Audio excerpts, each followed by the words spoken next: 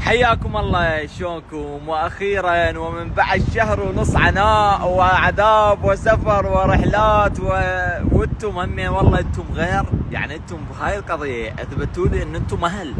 الاخبار ما شايف هيك، يعني انا كل ما انزل منشور كل ما الكل يتعلق لي اخبار حسن صار على حسن صار على انتم شنو انتم كيك والله انتم كيك احكوا لي ماكو حنيه يا عمي، يعني انا شفت الحنيه كلها بهاي القضيه زين. فانا اليوم كل جاي ابشركم، قعدت من النوم على خبر حلو. وانا قبل يومين نشرت لكم قلت لكم انتظروا خبر حلو على حسن. حسن حاليا بنص العراق، بنص الخير، بنص اهله، بنص ناسه. انا فرحان لانه راح يشوف امه، راح يشوف ابوه. الناس طال بالهم عليه، ما تعرفون شنو خلف الكواليس انتم، ففرحان له من كل قلبي. اما تفاصيل جيته وباقي الامور هذا هو راح يطلع ستوري ويحكي لكم شو راح يصير. وما بعد ما ادري، بعدنا مسألة لحد الان. اللي اعرفه حاليا انه حسن بالعراق، حسن طلع من بعد شهر ونص